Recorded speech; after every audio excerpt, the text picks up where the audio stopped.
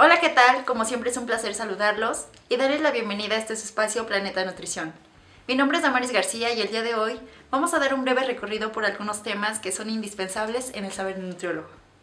Como primer punto, siempre debemos tener en cuenta que nuestro paciente es tan humano como nosotros.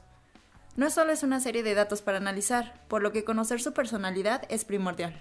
Debemos saber que existen 3 diferentes grupos. El grupo A son personas retraídas que se aíslan de su medio. Su comportamiento, ideas y creencias resultan extrañas al común de la sociedad. Además, no son muy expresivos emocionalmente. En este grupo encontramos al paciente esquizoide y al paranoide. El grupo B son personas que se caracterizan por ser dramáticos, inestables y emotivos. En este grupo están los pacientes tipo limítrofe, los narcisistas, los histriónicos, los antisociales y los dependientes. El grupo C está compuesto por personas ansiosas, inhibidas, que generalmente viven con miedo constante a las consecuencias de sus acciones. En ellas podemos encontrar al paciente de evitación o a los obsesivos compulsivos. Asimismo, dependiendo de la personalidad de cada individuo, nos podemos enfrentar a sus mecanismos de defensa, los cuales son conductas inconscientes que se encargan de minimizar las consecuencias de un evento intenso para que la persona pueda seguir actuando en ese momento o funcionando de manera normal. Los mecanismos de defensa a los cuales nos podemos enfrentar son 9. 1. Negación. Se refiere a la represión de un síntoma. 2. Regresión. Es una conducta que lleva a la persona a vivir en el pasado. 3. Desplazamiento. En este se ataca a las personas ajenas al problema en lugar de enfrentarlo directamente. 4. Racionalización. En este se intenta dar explicaciones razonables a actos que no lo son. 5. Humor. Lleva a reírte de las cosas que te incomodan. 6. Formación reactiva. Es un deseo inconsciente que te lleva a hacer todo lo socialmente permitido para culminar los sueños que se han tenido desde tiempo atrás. 7. Proyección. Lleva a la persona a ser críticas y a señalizar las cosas que le provocan incomodidad consigo misma. 8. Idealización. Cuando la persona tiene un ejemplo o modelo de alguien para seguir adelante. 9. Sublimación. Te lleva a convertirte en aquello que te dolió toda la vida y lo haces por ayudar a los demás. Conocer lo anterior es una herramienta muy útil para el nutriólogo, ya que teniendo este dato, podemos saber qué estrategia emplear y cómo abordar al paciente para que no se sienta intimidado o agredido, y de esta manera podamos influir en él. Otro aspecto que debemos tener presente es nuestra imagen a la hora de la consulta. Las personas ya están cansadas de recomendaciones y lo que ellos necesitan son ejemplos. No podemos decirle al paciente come bien, haz deporte, o hazme caso si nos ven comiendo mal, sedentarios o no imponemos autoridad y respeto. Por eso, de acuerdo con la psicología del color, debemos emplear de manera profesional negro, rojo y blanco, estos colores de manera combinada, ya que cada uno en exceso representa depresión, agresividad y charlatanería respectivamente. Debemos saber también sobre anatomía cerebral, cómo funciona la compleja máquina biológica que es el cerebro, ya que es el órgano que hace trabajar todo el sistema nervioso. Su unidad funcional es la neurona. En él existen alrededor de 10.000 millones. Tiene un peso aproximado que va desde 500 gramos a 1 kilogramo. En él se diferencia el cerebro anterior, el medio y el superior. Sus lóbulos son el frontal, parietal, occipital y temporal. Está protegido por piel, periósteo, dura madre, aracnoide y pía madre. Trabaja básicamente a base de glucosa. La neurona es la unidad funcional básica del cerebro. Su función es transmitir información mediante impulsos nerviosos. Dicho impulso viaja en un solo sentido.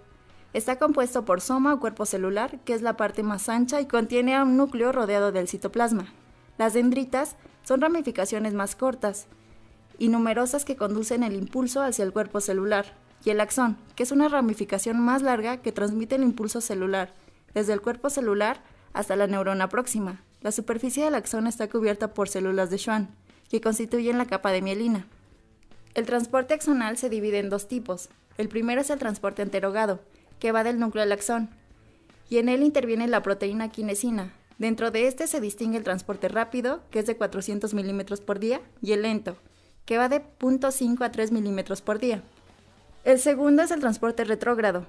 Es del axón al núcleo, y en él interviene la dineína, corresponde a 200 milímetros por día. El potencial de membrana se refiere a la diferencia de concentración que existe en ambos lados de la membrana. Todas las células del cuerpo tienen cargas eléctricas, por lo tanto existe diferencia entre el interior y el exterior.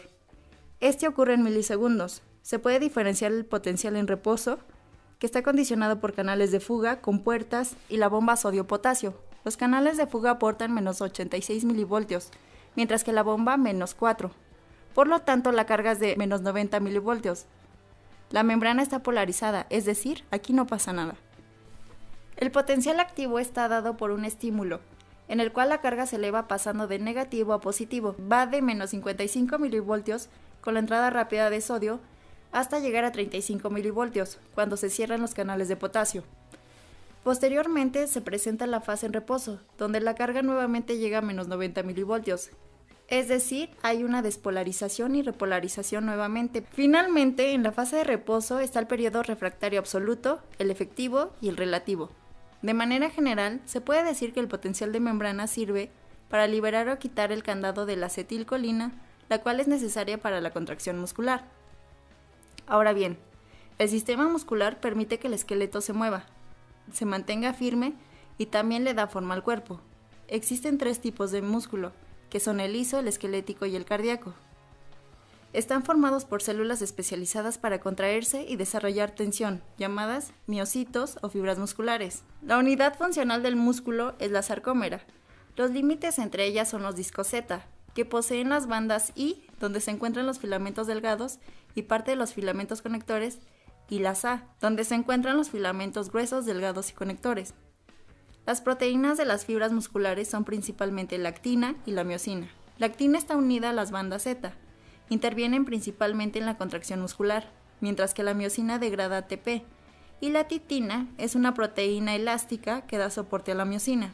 Los filamentos gruesos están constituidos principalmente por miosina y proteína C. Los delgados contienen actina y tropomiosina. En el extremo de cada tropomiosina hay una molécula de troponina que contiene 3 subunidades, la troponina T, la troponina I y la C. Los minerales que intervienen en la contracción muscular son calcio, sodio, potasio, magnesio, así como vitaminas B1, B2, B3, B5 y C.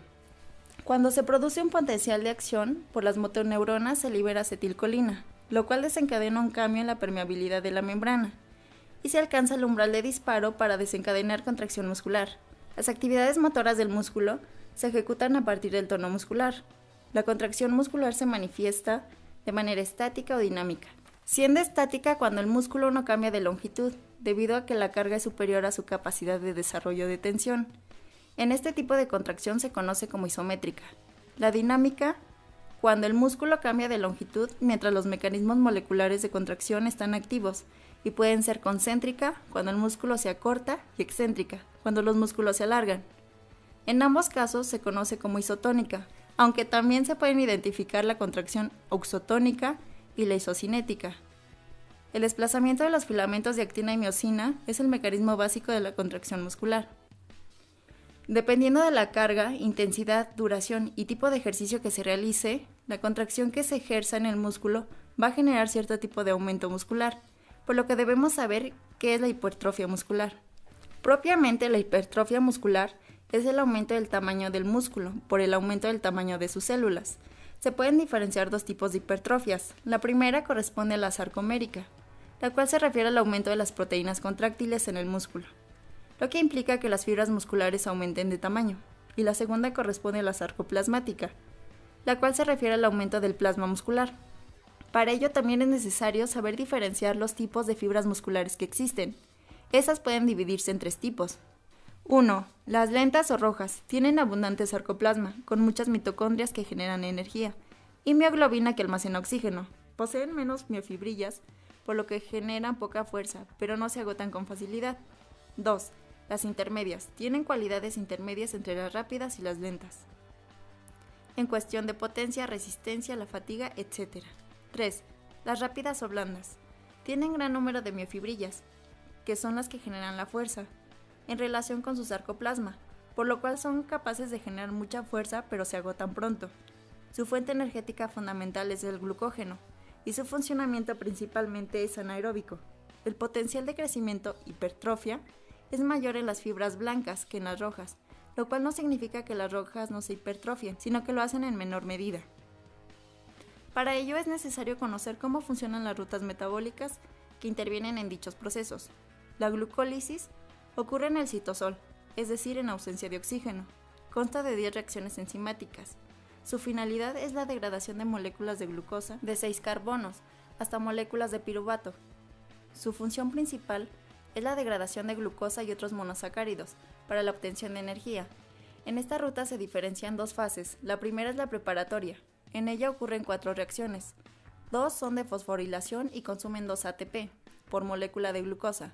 Después ocurre la ruptura de la hexosa, que produce 2 triosas y que acaban en moléculas de gliceraldehído 3-fosfato. Posteriormente, se presenta la fase de beneficios, donde ocurre la oxidación del gliceraldehído 3-fosfato hasta piruvato y la formación acoplada de ATP en 2 de las reacciones.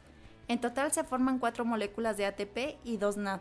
Por lo tanto, se produce una ganancia neta de 2 ATP y 2 NADH. Esta ruta es la que antecede y es necesaria para que se presente el ciclo de Krebs. El ciclo de Krebs ocurre en la matriz mitocondrial. Por lo tanto, hay presencia de oxígeno. La glucosa pasa por la glucólisis hasta resultar piruvato, el cual se oxida con la unión de acetilcoenzima A. La ganancia neta son 2 FAD, 2 NADH. La ganancia neta son 2 FAD, 2 NAD y 2 ATP. El piruvato producido en la glucólisis pasa del citoplasma de las mitocondrias, donde el complejo enzimático piruvato deshidrogenasa, por medio de una descarboxilación, lo convierte en acetilcoenzima A, y la unión del resto acílico obtenida por coenzima A por oxidación. En general, el ciclo consiste en la formación de citrato, una molécula de 6 carbonos, mediante la reacción de acetilcoenzima A con oxalacetato. Posteriormente, el citrato sufre unas transformaciones químicas hasta llegar a formar otra vez oxalacetato. La reducción del número de carbonos a lo largo del ciclo ocurre porque el compuesto pierde 2 grupos carboxilos como CO2, respectivamente, en el paso 4 y 5. Todos los pasos son catalizados por las siguientes enzimas: citrato sintetasa, aconitasa, isocitrato deshidrogenasa, alfa-cetaglutarato, succinilcoenzima A sintetasa, succinato deshidrogenasa, fumarasa y malato deshidrogenasa. En total, el ciclo de Krebs entra una molécula de acetilcoenzima A y 3 de agua. En el transcurso, resulta una molécula de coenzima A, 3 NADH a partir de NAD, una molécula de GTP a partir de GDP y una molécula de coenzima Q reducida. Los NAD y el ubiquinol tienen un papel importante en la cadena respiratoria para la producción de ATP, que es el producto final de la respiración celular. La cadena respiratoria es la etapa final del proceso respiratorio en el que se establece un transporte de electrones, pasando estos de unas enzimas a otras, liberándose una gran cantidad de energía. Los electrones liberados en la glucólisis y en el ciclo de Krebs por acción de las enzimas deshidrogenasas pasan a ser transportados por un conjunto de enzimas oxidasas. La cadena de transporte electrónico se halla localizadas en las crestas de las mitocondrias. Durante este transporte de electrones por la cadena de oxidasas se libera una gran cantidad de energía que va siendo captada por moléculas de ADP, adenosina difosfato, que se incorporan ácido fosfórico y se transforman en ATP, adenosintrifosfato. Tal acoplamiento se conoce con el nombre de fosforilación oxidativa. No obstante, parte de la energía que se libera lo hace en forma de calor. Lo que ha quedado acumulada en forma de ATP es fácilmente utilizada por el organismo para desarrollar sus distintas funciones fisiológicas. Por otra parte, debemos tener en cuenta que los componentes de la cadena respiratoria son el NADPH y el FADH2, que son moléculas donde se encuentra la mayor parte de la energía en forma de electrones, obtenida en la oxidación de la glucosa.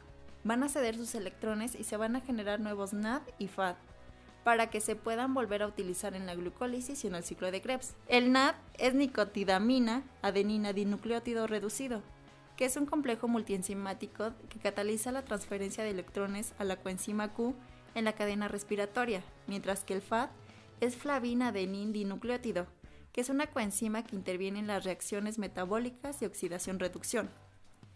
Otro aspecto que debemos siempre tener en cuenta es el conocimiento de los procesos hormonales y del sistema endocrino que pueda presentar el paciente. El sistema endocrino es un conjunto de órganos y tejidos encargados de segregar hormonas, teniendo acción en todo el cuerpo o donde quiera que existan sus receptores. Son segregados por las glándulas. Las hormonas son los mensajeros químicos del cuerpo, que controlan las numerosas funciones y circulan a través de la sangre hacia los órganos y tejidos. La regulación hormonal interviene en los procesos de metabolismo, crecimiento, desarrollo, equilibrio hidroeléctrico, reproducción, líbido y comportamiento. Sus sistemas de comunicación se diferencian de la siguiente manera. 1. Autocrino, donde la célula se autorregula. 2. Parácrino, donde la hormona estimula a más células regionalmente, es decir, afecta a las células vecinas. 3. Nervioso sináptico. Hay liberación de neurotransmisores, su acción es a nivel local. 4. Endocrino. Aquí hay paso a sangre de las sustancias químicas producidas por las células con influencia en otras partes del organismo. 5. Neuroendocrino. Pasa sangre de neurohormonas con influencia a distancia. Las hormonas se pueden clasificar por su liberación y por su estructura química. Por su liberación se dividen en 3. Hormonas, que son las glándulas endocrinas, neuropéptidos en la neurona y neurotransmisor, neurona-neurona. Por su estructura química se subdividen en 3. 1. Proteínas, que son polipeptídicas y peptídicas. 2. Esteroides. Se producen en la corteza suprarrenal, ovarios y testículos. Y 3. Derivadas de la tirosina, o aminas, que se producen en la tiroides, médula suprarrenal. Las principales son la adrenalina y la noradrenalina. De las hormonas polipeptídicas, debemos destacar que a este grupo pertenecen la mayoría. Van de 3 hasta 200 aminoácidos. De las hormonas polipeptídicas, debemos destacar que este grupo pertenece en la mayoría. Van desde 3 hasta 200 aminoácidos. Su síntesis es en prehormonas, en el exterior del retículo endoplásmico rugoso, y prohormonas en el aparato de Golgi. Son almacenadas en vesículas hasta su liberación, además son hidrosolubles. La liberación de las hormonas polipeptídicas se da en el espacio intersticial, donde las vesículas se unen a la membrana celular y en el torrente sanguíneo. Esto ocurre por exocitosis. Hay despolarización de la membrana plasmática y se estimula el receptor de la superficie, por lo tanto, aumenta la concentración del adenosín monofosfato cíclico y ocurre la activación de las proteínas sinasas. Las hormonas peptídicas se producen en el hipotálamo, adenohipófisis, neurohipófisis, la tiroides, páncreas, paratiroides, placenta, riñón, corazón, estómago e intestino delgado. Las hormonas esteroideas, por su parte, se sintetizan a partir de colesterol, sobre todo HDL, no se almacenan, son liposolubles. En la corteza suprarrenal se produce cortisol y aldosterona, en los testículos testosterona, en los ovarios estrógenos y progesterona. En los ovarios se produce estrógenos y progesterona. Las hormonas amínicas son derivadas de la tirosina, formadas por acción de enzimas citoplasmáticas. Estas a su vez se subdividen en hormonas tiroideas y suprarrenales. Las hormonas tiroideas se incorporan a la proteína triglobulina y se liberan al escindirse las aminas de ella. Las hormonas suprarrenales son la adrenalina y la noradrenalina, formadas en la médula, se almacenan en vesículas. Son liberadas también por exocitosis y en el plasma están conjugadas o libres. El control de la secreción hormonal está dado por 3 mecanismos. 1. Retroacción negativa. Impide la hiperactividad del sistema. Al llegar el tejido diana a una actividad adecuada, se disminuye la secreción de la hormona. 2. Retroacción positiva. No impide hiperactividad del sistema. El producto del tejido diana aumenta la actividad de la hormona. Y 3. Variaciones cíclicas. Intervienen los cambios de estación, así como las etapas del sueño humano. Por lo tanto, es importante entender cuáles son los efectos de la luz sobre el hipotálamo y la glándula pineal, qué pasa en el organismo durante el ciclo diurno y el nocturno. Así entonces pasamos al ciclo circadiano. Este ciclo es el ritmo biológico de cambios físicos y fisiológicos que ocurren en aproximadamente 24 horas. El ciclo de luz-oscuridad es el mayor sincronizador del ritmo circadiano. La luz que entra por nuestra retina demanda una señal al cerebro que le ordena controlar la producción de melatonina, que es la hormona que induce el sueño, aumentándola durante la noche y disminuyéndola durante el día. Además del sueño, prácticamente todas nuestras funciones metabólicas están influenciadas directa o indirectamente por la presencia o ausencia de luz, el día y la noche. Cuando no hay luz, el triptófano produce melatonina. Entonces, al haber una cantidad adecuada de melatonina, se puede alcanzar las distintas etapas del sueño. La Z0 pertenece al estado de alerta. En la Z1 se inicia la producción de melatonina. En la Z2, con la producción de melatonina previa, ya hay sueño. En la Z3 es estar dormido. Z4 o REM es un nivel profundo de sueño. Una vez que hemos entendido el ciclo circadiano, podemos continuar con la secreción hormonal, la cual depende de la estimulación de la glándula y de la duración de la acción hormonal. Es decir, también va a influir la acción específica, la cual varía para cada hormona. ya que esta puede durar desde segundos, llegando incluso hasta varios meses. El transporte hormonal de los péptidos y de las catecolaminas, ambos se disuelven en plasma y pasan de los capilares al tejido intersticial, posteriormente a las células. Las hormonas esteroideas y tiroideas circulan unidas a proteínas plasmáticas. Menos del 10% se encuentran libres, por lo que carece de función biológica hasta su disociación. En cuanto a la eliminación hormonal, existen varios mecanismos. Entre ellos podemos mencionar 4. El primero es la destrucción metabólica por tejidos. El segundo es la unión a tejidos. El tercero es la excreción hepática y por bilis. Y finalmente el cuarto es la excreción renal en la orina. Su mecanismo de acción. 1. Receptores hormonales. Existen entre 2000 y 100.000 por cada célula. Cada receptor es específico a una hormona. Se localizan en la superficie de la membrana celular, en el citoplasma y en el núcleo. La regulación del número de receptores se da por medio de que el número de estos no permanece constante. Se inactivan o destruyen y se reactivan o producen al ejercer su función. 2. Señalización intracelular. Tras la activación del receptor hormonal, ocurre una modificación en la permeabilidad de la membrana, activación de enzimas intracelulares y activación de genes al unirse a receptores intracelulares. 3. Mecanismos de segundo mensajero. El segundo mensajero induce efectos posteriores intracelulares. Estos son el AMPC, que es el adenosín monofosfato cíclico, el GMPC, que es guanosin monofosfato cíclico, 3. Iones de calcio, 4. Calmodulina, 5. Productos de degradación de fosfolípidos de membrana. La funcionalidad de cada hormona son las siguientes. Por otra parte, se debe tener en cuenta la importancia de la glándula pituitaria, la cual también es llamada glándula principal o maestra, ya que regula muchas de las actividades de las glándulas endocrinas. El hipotálamo decide qué hormonas debe liberar la pituitaria, enviando mensajes hormonales o eléctricos. En respuesta a los mensajeros hormonales del hipotálamo, la glándula pituitaria libera las siguientes hormonas. La hormona del crecimiento. Aumenta el tamaño de los músculos y los huesos. La hormona estimulante de la tiroides. Estimula la glándula tiroidea para que libere T3 y T4 para estimular el metabolismo en otras células del cuerpo. La hormona folículo estimulante. Estimula la producción de folículos del ovario en las mujeres y estimula la producción de espermatozoides en los hombres. La hormona luteinizante. Estimula los ovarios para producir estrógeno en las mujeres y estimula la producción de espermatozoides en los hombres. Prolactina. Estimula el tejido de los senos en las madres lactantes para que produzcan leche.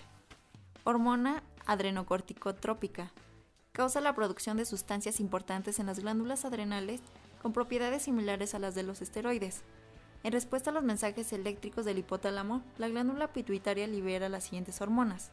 Hormona antidiurética. Estimula los riñones para que reabsorban fluido u produzcan menos orina. Oxitocina. Inicia el parto, las contracciones uterinas y la expulsión de la leche en las madres. Asimismo, se debe identificar perfectamente cada una de las glándulas del organismo, ya que de ellas dependen muchas actividades en él. Se clasifican en endocrinas y exócrinas. Las endocrinas son la glándula tiroides. Su función principal es la de regular el metabolismo del cuerpo. Las hormonas secretadas por la tiroides juegan un papel muy importante en la generación de calor y energía, en la síntesis de proteínas, vitaminas, grasas y en el metabolismo de hidratos de carbono, en la liberación y en las funciones de otras hormonas, en el aumento de la sensibilidad del cuerpo a otras hormonas como la adrenalina. Las hormonas tiroides T3 y T4 se producen con la ayuda de yodo y tirosina. Las glándulas paratiroides controlan el nivel de calcio en la sangre y en los huesos, regulan el crecimiento de los músculos y los huesos mediante la determinación de la distribución del calcio y fosfato en el cuerpo. Regulan la función del sistema nervioso. La hormona paratiroidea activa la vitamina D y aumenta la absorción de calcio en el tracto gastrointestinal. El hipotálamo se conoce como el centro de control del sistema endocrino. Todos los factores de ajuste automático como el hambre, la sed, el sueño, la conducta emocional, la ira, la actividad sexual, la temperatura corporal, la presión, etc., son controladas por él. Glándula pituitaria. Controla las funciones de otras glándulas de secreción interna. Influye en el metabolismo, la reproducción y el crecimiento mediante la liberación de hormonas como la prolactina, la hormona estimulante de la tiroides, la hormona adenocorticotrópica, la hormona del crecimiento, la oxitocina, la hormona luteinizante, la folículo estimulante, etc. Entre las principales funciones de ellas Se incluye en la realización de los procesos metabólicos y la ayuda del cuerpo a lidiar con el estrés. La médula suprarrenal libera la adrenalina y noradrenalina, mientras que la corteza suprarrenal libera cortisol, cortisona, corticosterona y aldosterona, que determinan el equilibrio del agua salada en el cuerpo. Próstata. Desempeña un papel importante en el sistema reproductivo masculino. La próstata determina el coeficiente de la fertilidad de un hombre y también ayuda a regular la presión arterial. Las gónadas son glándulas reproductivas, los ovarios en las mujeres y los testículos en los hombres. Ellos producen células germinales, conocidas como gametos, liberan hormonas sexuales. Timo. La función de esta glándula es primordial en el sistema inmunitario, combatir las enfermedades o agentes infecciosos y ayudar al propio desarrollo físico. Páncreas. Ciertas células del páncreas segregan enzimas digestivas, las cuales juegan un papel muy importante en la digestión de proteínas, hidratos de carbono y grasas. Las hormonas insulina y glucagón son secretadas al torrente sanguíneo por el páncreas. Este funciona como un sistema endocrino y exócrino. La glándula pineal libera la melatonina, que controla el reloj biológico del cuerpo. Las exócrinas son las glándulas lagrimales, las sudoríparas, las salivales, las mamarias y las sebáceas. Ahora bien, otro tema de vital importancia en el manejo nutricio se relaciona directamente con las glándulas suprarrenales. De ellas debemos mencionar que también son conocidas como glándulas adrenales. Son dos glándulas en forma triangular. Cada una está ubicada en la parte superior de ambos riñones. En la parte externa, la glándula es llamada corteza. La corteza a su vez se compone de 3 capas o zonas. La primera es la glomerular, que segrega mineralocorticoides. La segunda es la fascicular, que segrega glucocorticoides. Y finalmente la tercera es la reticular, que segrega andrógenos. Es decir, la corteza produce hormonas glucocorticoides, mineralocorticoides y andrógenos a partir de colesterol LDL y HDL. Primero llega el LDL como éster de colesterol, que mediante la éster hidrolasa pasa a ser colesterol. Esto ocurre en la mitocondria, posteriormente pasa al retículo endoplasmático. La pregnenolona es el primer paso para la síntesis de hormonas esteroideas, por lo tanto se va a convertir en progesterona, ya que es una hormona activa. Si no es progesterona, se puede convertir en aldosterona, asimismo nuevamente generar cortisol. Pero si la pregnenolona se convierte en 17-alfa-hidroxipregnenolona, va a pasar a ser dehidroepiandrosterona, que se puede producir en ovarios o testículos, que posteriormente se convierte en androstenediona, y posteriormente en testosterona o estrógeno, según sea el caso. Cada una de ellas tiene su propia ruta. Ahora hablemos de los glucocorticoides. Los naturales son el cortisol y la cortisona. Sin embargo, también hay sintéticos. El cortisol viaja siempre unida a una globulina transportadora de cortisol. El cortisol tiene una vida media en plasma de 60 a 90 minutos. Después de este tiempo se conjuga en hígado y se elimina por orina y bilis. El cortisol puede pasar a la membrana lipídica de cada célula, por lo que el cortisol elevado o hipercortisolismo genera hiperglucemia, hipertrigliceridemia, hipercolesterolemia e incrementa el tejido adiposo. Induce el catabolismo muscular para que mediante aminoácidos genere gluconeogénesis y la glucosa genera más glucógeno y también pase a plasma. Es decir, el estrés genera hipercortisolismo, por lo tanto hay catabolismo de proteínas, atrofia muscular, no hay reabsorción del calcio en los huesos, la piel se hace flácida, los eritrocitos se hacen microcitos. Los eritrocitos se hacen microcíticos, pueden caer en anemia, hay inhibición del crecimiento, aumenta la síntesis de proteína en hígado, aumenta la presión arterial, así como la reabsorción de sodio. Asimismo, una persona que tiene depresión, apatía o letargia se encuentra con niveles elevados de cortisol. Su función es antiinflamatoria, así que inhibe las citoquinas, las interleucinas y los macrófagos. En cuanto a la parte interna de la glándula, es llamada médula. En ella se producen las catecolaminas. Un aspecto que se relaciona al hipercortisolismo en algunos casos es la lipodistrofia ginecoide, o mejor conocida como celulitis. Esta es una patología que afecta al tejido que se encuentra bajo la piel, que incluye el tejido adiposo subcutáneo y la microcirculación venosa y linfática. Afecta principalmente a las mujeres con mayor frecuencia en la zona de las piernas. Existen diferentes tipos de lipodistrofia. La lipodistrofia dura o limitada, en esta la piel presenta un engrosamiento, ocupa un menor espacio y no existe una gran transformación en la región afectada. Su rugosidad es similar a la de la cáscara de naranja. 2. Lipodistrofia blanda o difusa. Es la más frecuente, afecta al cuerpo en general y modifica la anatomía corporal. debido a que la piel llega a presentar un espesor de 5 a 8 centímetros. Además, se pueden presentar varices, adormecimiento y dolores nocturnos. 3. La lipodistrofia edematosa. Es la forma más grave pero no menos frecuente. Generalmente se acompaña con obesidad.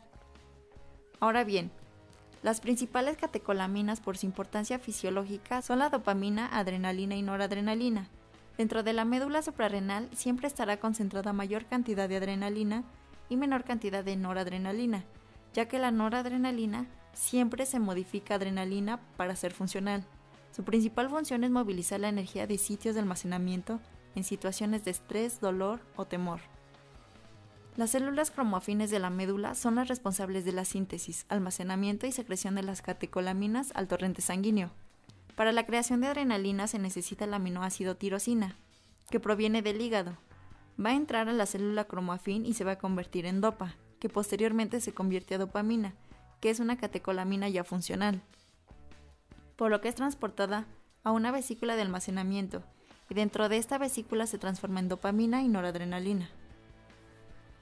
Dentro de esa vesícula se transforma la dopamina a noradrenalina, que posteriormente será adrenalina. Para poder entender cómo pasa la tirosina a ser dopamina, debemos tener claro que la tirosina proviene de dos fuentes, la exógena, que es de la dieta, y la endógena, que se sintetiza en el hígado a partir de fenilalanina. Para la formación de adrenalina vamos a partir de fenilalanina, que por medio de la fenilalanina hidroxilasa y el cofactor tetraidrobiopterina va a pasar a ser tirosina, esto en el hígado. Posteriormente sale a torrente sanguíneo y en la glándula suprarrenal, en las células cromoafines, por medio de la tirosina hidroxilasa y la intervención del piridoxalfosfato, se va a convertir en dopa. Posteriormente, de dopa, por medio de la dopa descarboxilasa, va a pasar a ser dopamina. Va a ser dopamina ya en la vesícula de almacenamiento. Y de dopamina, por acción de la dopamina hidroxilasa, se convierte en noradrenalina. Y finalmente, con la intervención de la feniletanolamina en hidroxilasa, se convierte en adrenalina. Nutricionalmente se debe tener en cuenta que si existe deficiencia de piridoxina, que es la vitamina B6, o ácido ascórbico, que es la vitamina C, habrá problemas para la producción de adrenalina, así como en el caso de los deportistas existirá un bajo rendimiento. Su secreción se produce por exocitosis, provocada por el neurotransmisor acetilcolina, que despolariza la célula actuando sobre los receptores nicotínicos, permitiendo la entrada de calcio, y esto produce la secreción de las catecolaminas. Su metabolismo e inactivación se da por medio de tres mecanismos. 1. Recaptación. 2. Transformación metabólica, que puede ser desaminación, metilación o conjugación. Y 3. Excreción. Su primera estimulación de las catecolaminas es autocrina. Salen de la vesícula y después de que están en el torrente sanguíneo, hay un receptor que se llama receptor sensible a la cocaína, que es por donde las catecolaminas usadas entran para poder ser medidas y evaluadas para saber si son o no funcionales aún. Esto es por dos enzimas, las llamadas MAO o monoamino oxidasa y COMT, catecol o metiltransferasa, que van a oxidar a la adrenalina en ácido monovinílico, que después pasa a ser ácido vinílico. La conjugación de las catecolaminas a sulfatos mediante PST, fenolsulfotransferasa, en plaquetas cerebro, intestino e hígado. Por lo tanto, la adrenalina y noradrenalina se conjugan en un 60% y la dopamina en un 99 a 100%.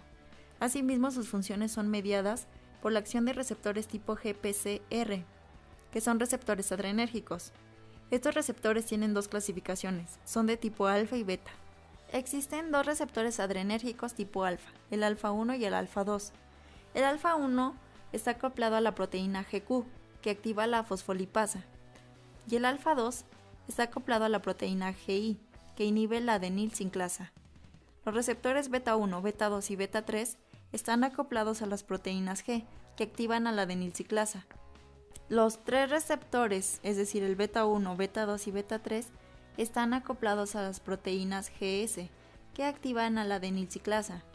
Después de esta explicación se preguntarán, ¿y las catecolaminas para qué me sirven? Pues bien, me sirven para preparar al cuerpo para una actividad muscular. En las venas y arterias, para la vasoconstricción, se utiliza el 4.5 de bifosfato de fosfatidin inositol para convertirlo en 1.4.5 trifosfato de inositol, es decir, IP3. Por lo tanto, el IP3 es quien va a liberar el calcio para que la calmodulina lleve el calcio hacia la miosina, que se encuentra en el músculo liso para que exista la vasoconstricción. Asimismo, en los intestinos hay receptores alfa 1, alfa 2 y beta 2, porque alfa 1 contrae el píloro y el esfínter iliocecal, lo que nos indica que no se puede digerir comida cuando se entrena, a menos de que sean BCA o aminoácidos de cadena ramificada, porque son de rápida absorción. Las acciones metabólicas de las catecolaminas son muchas. Cada vez que nosotros utilizamos las catecolaminas, fosforilamos la proteína quinasa, que puede darnos muchas rutas, por ejemplo, la de las pentosas, se puede utilizar la glucosa, se puede oxidar el piruvato, etc. Cuando utilizamos el receptor adrenérgico y la adrenalina estimula a la adenilato ciclasa por medio del receptor beta y la proteína GS para que la adenilato ciclasa mediante el magnesio tome ATP y lo convierta en adenosil monofosfato cíclico, y este fosforila la proteína quinasa, que a su vez estimula la lipasa y la lipasa comienza a degradar la beta-oxidación de las grasas. Por lo tanto, y así en parte de la glucólisis, se empieza a incrementar la insulina para receptor y anabolismo.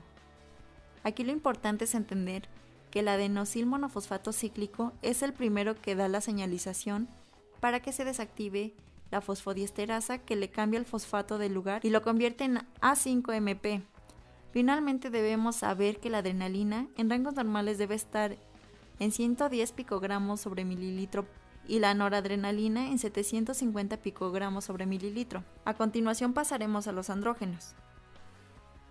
Los esteroles son sustancias orgánicas derivadas del núcleo del ciclopentano perhidrofenantreno, y sus acciones dependen de los diversos grupos funcionales que posean.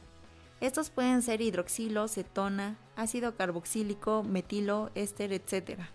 Las hormonas esteroides son aquellas que se sintetizan a partir de colesterol y se clasifican en sexuales y las que mantienen al individuo. Las sexuales se producen en las gónadas, son los andrógenos, estrógenos y progestágenos. Y las que mantienen al individuo regulan el metabolismo mineral y energético, son los mineralocorticoides, glucocorticoides y la vitamina D. Los andrógenos, la testosterona y la progesterona, se pueden llegar a sintetizar en la glándula suprarrenal, en la zona reticular y fascicular mayormente, pero en un porcentaje mínimo, que va del 2 al 3%. En los testículos se producen en mayor cantidad en las células de Leydig y en los ovarios en las células teca. Se originan mayormente de la pregnenolona y progesterona que derivan del colesterol. En los hombres, la producción de testosterona se da de manera considerable en los primeros meses de edad y en los primeros años. Posteriormente se bloquea hasta nuevamente la pubertad. En la mujer, la mayor producción es durante el pre y la postpubertad. Ahora el eje hipotálamo hipoficiario gonadal está formado por el hipotálamo y sus conexiones nerviosas con el cerebro, la hipófisis anterior con sus células productoras de gonadotropinas y el testículo, el cual tiene dos funciones principales, la secreción de testosterona y la espermatogénesis. En el hipotálamo existe una hormona que se llama GnRH, hormona liberadora de gonadotropinas. Esta hormona proteica va a liberar las gonadotropinas, que son la folícula estimulante y la luteinizante, las cuales van al torrente sanguíneo. Posteriormente, la luteinizante va a llegar a las células de Leydig y va a producir testosterona, y la folícula estimulante va a llegar a las células de Sertoli, que junto con la testosterona producirá el espermatozoide. La cantidad de testosterona que se produzca va a ser medida por el hipotálamo y por lo tanto se regula su secreción. Un hombre produce de 2.5 a 11 miligramos de testosterona, es decir, en sangre debe de tener de 300 a 1000 nanogramos sobre decilitro, y una mujer produce 1 miligramo diariamente, lo que representa de 15 a 70 nanogramos sobre decilitro. Esto es importante conocer, ya que en el caso de la suplementación con anabólicos esteroideos se disminuye la producción natural de testosterona, y aunque en algunos deportes o disciplinas se recomienda su uso, el mal manejo de ello puede llevar a múltiples daños colaterales para la salud. Por eso se debe tener conocimiento de cómo, cuándo y en qué cantidades hacerlo. También debemos saber que si la enzima aromatasa toca la testosterona, la convierte en estrógeno, lo cual en el hombre genera ginecomastia. Sin embargo, los estrógenos también ayudan al hombre a tener un líbido y adecuadas erecciones. Y si la alfa-reductasa toca la testosterona, se convierte en dehidrotestosterona. Esta tiene su propio receptor adrenérgico y dependiendo de cada organismo, esta puede generar acné, caída de cabello o inflamación en la próstata. En las mujeres los ovarios producen estrógenos y progesterona. Sin embargo, por acción de la luteinizante, las células tecas del ovario Mediante la estimulación del adenosín monofosfato cíclico, la proteína quinasa se convierte en colesterol a pregnenolona para llegar a testosterona nuevamente. Después la testosterona es enviada a las células granulares del ovario y ahí mismo, junto con la luteinizante y la folícula estimulante, la activación de la proteína quinasa activa la aromatasa para convertir la testosterona en estradiol y el estradiol ayuda a la formación del óvulo y a las glándulas mamarias. Un aspecto que como nutriólogos siempre empleamos y además debemos saberlo hacer de manera correcta es el llamado ABC de la nutrición. Sin embargo, y por cuestiones que ya se mencionaron anteriormente, se debe agregar el componente P al proceso de evaluación nutricional, el cual corresponde a la parte psicológica del paciente. Esto nos va a ayudar a tener mejores resultados e integrar nuevas estrategias de abordaje personal en la consulta. Como primer punto, debemos hacer un diagnóstico. Posteriormente hay que conocer cuál es la disponibilidad del paciente a corto, mediano y largo plazo, para que finalmente se pueda armar un programa de acción personalizado. En este se considera de manera integral el plan de alimentación, de entrenamiento y la parte del manejo emocional y la motivación. Esto porque hay que entender que no todo es para todos y que cada persona tiene objetivos diferentes. Por lo tanto, la alimentación y el entrenamiento que necesitan no puede ser el mismo. Es aquí donde debemos recordarle al paciente, no porque lo pueda hacer significa que sea lo adecuado para él. El diagnóstico se hace mediante ABCDP. En la parte antropométrica se debe considerar el IMC, el índice cintura-cadera, el porcentaje de masa magra, masa grasa y masa muscular, el porcentaje de agua corporal total, el gasto energético, la hidratación, deshidratación, el biotipo, la proporcionalidad de Phantom, la biomecánica, etc. El índice de masa corporal o IMC es un sencillo índice sobre la relación entre el peso y la estatura, generalmente utilizado para clasificar el peso insuficiente, el peso excesivo y la obesidad en adultos. Se calcula dividiendo el peso en kilogramos por el cuadrado de la altura en metros. El índice de cintura-cadera es una medida antropométrica específica para medir los niveles de grasa intraabdominal. Relaciona el perímetro de la cintura con el de cadera en centímetros y dependiendo del resultado se estima si hay o no cierto riesgo cardiovascular.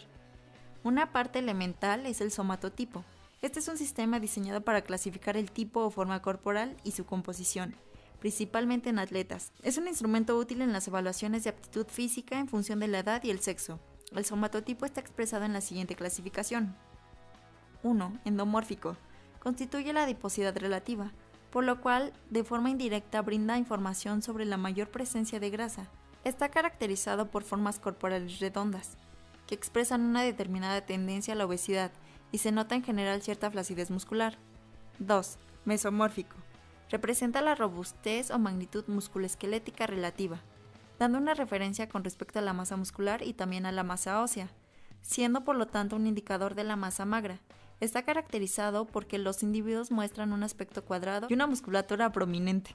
El tercero es el ectomórfico, que significa una linealidad relativa o delgadez de un cuerpo. La parte bioquímica es básicamente para conocer el funcionamiento metabólico que tiene el paciente. Por ello, lo más elemental es una química sanguínea de 36 elementos, biometría hemática, perfiles. Sin embargo, a veces son necesarios tiempos, frotis, sego, incluso algunos estudios genéticos.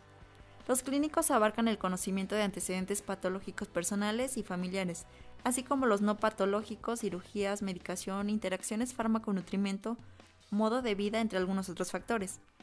En la parte dietética es principalmente para conocer cómo come y cómo vive. Finalmente, la parte psicológica tiene que ver con el autocontrol, el compromiso, los temores, las limitaciones impuestas y el esfuerzo que está dispuesto a poner el paciente. Con respecto a la disponibilidad, debemos saber y establecer cuáles serán los objetivos a corto, mediano y largo plazo. Esto se relaciona directamente con los micro, meso y macrociclos. Una vez que ha quedado entendido esto, pasamos a los sistemas energéticos. Estos representan las vías metabólicas a través de las cuales el organismo obtiene energía para realizar un trabajo. El primero es el sistema de ATP-PC o sistema de fosfágenos. El PC es un compuesto formado de creatina y fosfato. En este sistema, la obtención de energía se realiza capitalizando las reservas de ATP y de fosfocreatina presentes en el músculo. Por esta razón, representa fuentes más rápidas de obtención de energía y se utilizan en movimientos explosivos, donde no hay tiempo para convertir otros combustibles en ATP.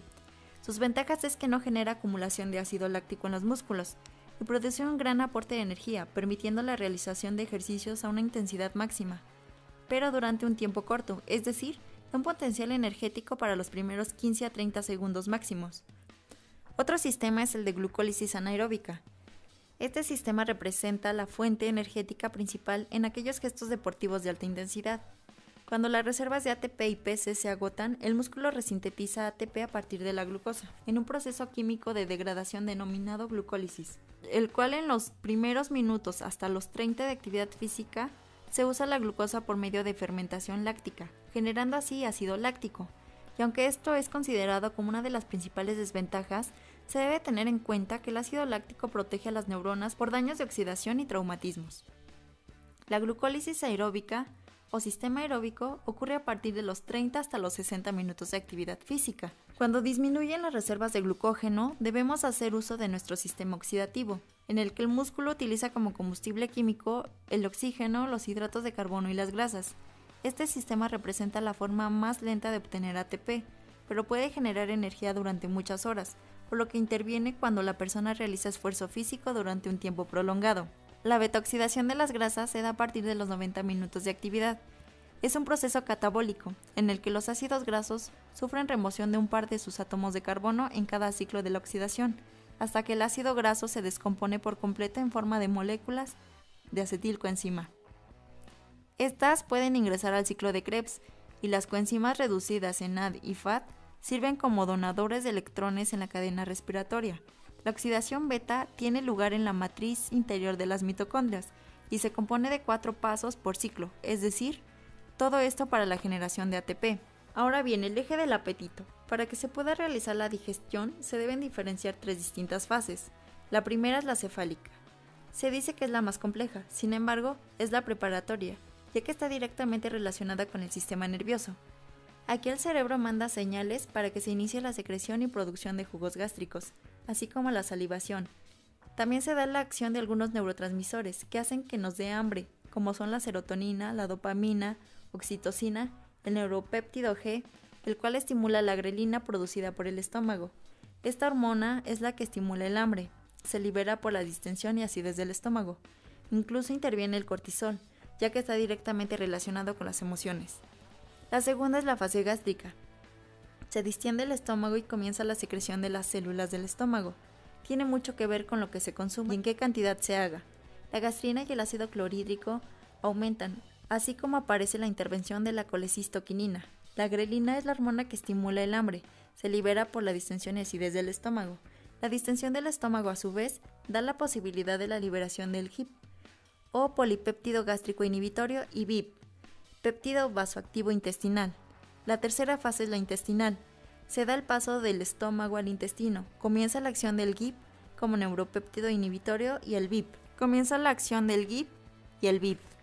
De igual forma debemos conocer la anatomía del tracto gastrointestinal. Nos vamos a detener un momento en el estómago, el cual está formado por el fondo, el cuerpo y el antro. El esfínter superior es un esfínter fisiológico que se denomina cardias y el inferior se denomina píloro. Las células secretoras del estómago son las células parietales, principales y las enterocromoafines light. Las células parietales producen ácido clorhídrico y factor intrínseco. Las principales segregan pepsinógeno. Ahora bien, la secreción de la gastrina se da por estimulación parácrina, enterocromoafín y parenquimal, y la endocrina, célula por torrente sanguíneo. La unidad funcional del intestino es el enterocito, que se encuentra en la parte superior del borde de cepillo, y en ella hay quimireceptores, la secretina y la colecistoquinina. Una vez que sabemos esto, pasamos a páncreas. Se compone de cuello, cuerpo y cola. Se encuentra unido al conducto biliar común. Asimismo, dentro de él tiene el conducto pancreático común, los cuales se unen al esfínter de Oddi o ámpula de Vater. También producen lipasa, amilasa y proteasa. Está irrigado por la arteria esplénica y la arteria hepática. Se desirriga por la vena porta. Cuando el quimo gástrico se comienza a degradar, se da la posibilidad de segregar colecistoquinina, secretina y GIP. El páncreas se puede diferenciar en páncreas exócrino y endocrino. El páncreas exócrino produce del 5 al 10% de enzimas, requiere agua, sodio y potasio. Las células que se diferencian en él son las acinares reticuladas y las acinares no reticuladas. Así pues, en la primera porción del intestino delgado, los quimioreceptores miden la cantidad de cloro y ácido clorhídrico. Por lo tanto, se produce secretina y se activa la bomba sodio-potasio. Entonces, al unirse el agua con el dióxido de carbono, se produce ácido carbónico. que por acción de la secretina va a segregar bicarbonato, lo que ayudará a estabilizar el ácido clorhídrico. El gen CFTR, o de fibrosis quística, es el encargado de medir los niveles de cloro en el proceso. Por lo tanto, las células enterocromafines like y las GCH serán las encargadas de medir los niveles de pH, mientras que las células parenquimales medirán la cantidad de neurotransmisores. El páncreas endocrino. Los islotes de Langerhans representan solo el 2% del tejido pancreático, pero reciben del 10 al 15% del flujo sanguíneo. En ellos se pueden diferenciar las células alfa, beta y las delta. Las alfas producen glucagón, que ayuda a la generación de glucógeno, las beta insulina, que asimilan a la glucosa, y las delta somatostatina. Su liberación se da a las 2 horas, es decir, cuando termina la digestión. De aquí es importante recordar que las células beta son las que producen insulina, que por medio de los GLUT, que son una proteína importadora de insulina, ayudarán a su acción. Existen GLUT1, 2, 3 y 4, siendo el 1 no dependiente de insulina para meter glucosa, y el 4 se encuentra mayormente en tejidos musculares y orgánicos, así como en hígado.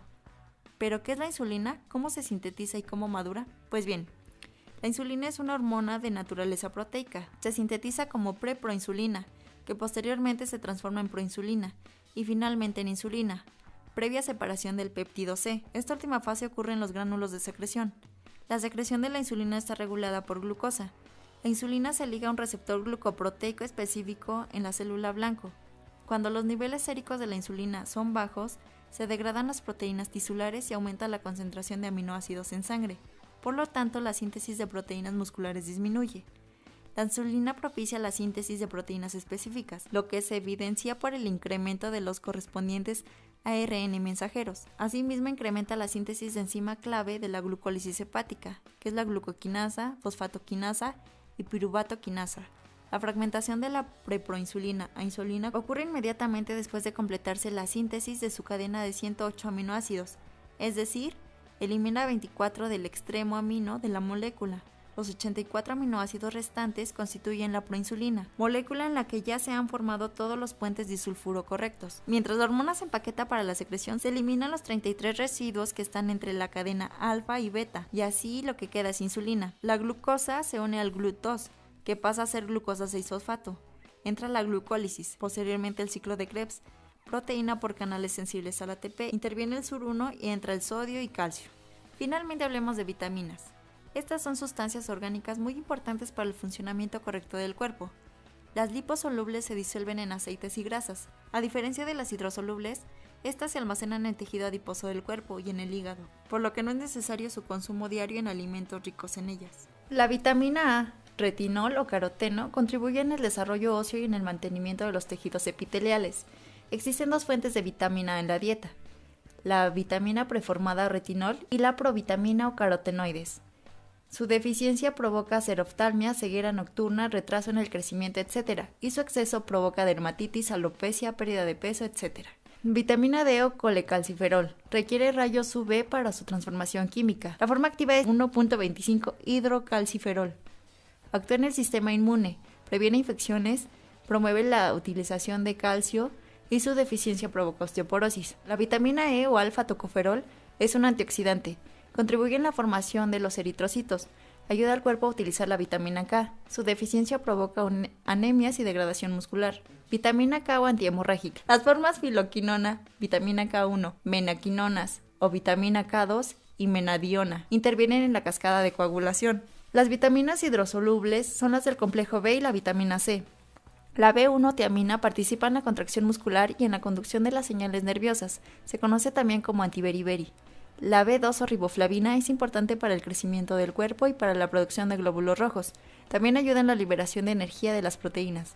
Facilita la absorción y retención de hierro. La B5 o ácido pantoténico se utiliza principalmente como forma de aliviar los trastornos del estrés, gracias a que el ácido pantoténico sintetiza las hormonas antiestrés a partir de colesterol, fortalece los folículos pilosos.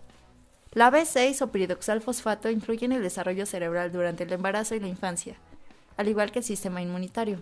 La B8 o biotina es necesaria para el funcionamiento de la piel y sus órganos como las glándulas sebáceas, el pelo y las glándulas sudoríparas. La B9 o folato es esencial para el crecimiento, y el desarrollo humano. Se utiliza para el funcionamiento de los nervios y del cerebro y puede ayudar a reducir los niveles sanguíneos de aminoácidos, homocisteína.